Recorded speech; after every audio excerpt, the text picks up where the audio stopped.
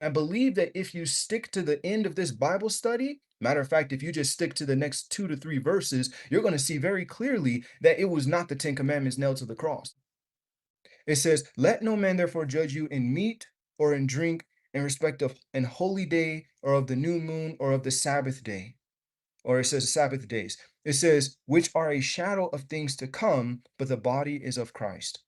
Right there, clear, clear cut, no ifs, ands, or buts. There's no reason to go any further because right here, Christ says, "You can't judge me for not keeping the Sabbath day." And that's where people stop. It says, "blotting out the handwriting of ordinances that was against us, which was contrary to us, and took it out of the way, nailing it to his cross." Now, this is the question you must ask in order to understand verse 16.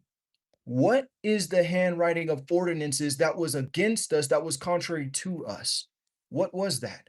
What was the handwriting of ordinances that was against us, that was contrary to us, that he took it out of the way and he nailed it to his cross? Because we can all agree that there was a law that was nailed to the cross, but the disagreement comes upon the point of whether or not it was the Ten Commandments that was nailed to the cross. And I believe that if you stick to the end of this Bible study, matter of fact, if you just stick to the next 2 to 3 verses, you're going to see very clearly that it was not the Ten Commandments nailed to the cross. There was another law that was nailed to the cross, and the Bible makes an unequivocally clear distinction between these two laws.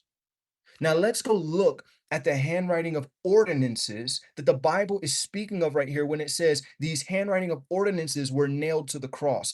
Because understand this, in the handwriting of ordinances, they have to contain things such as spoken of in verse 16. They have to contain meat offerings, drink offerings, respect of holy days, new moons, and Sabbath days. Let us go forward to understanding what this is, this handwriting of ordinances that contains the meat offerings and the drink offerings and the respect of holy days and the new moons and the Sabbath days.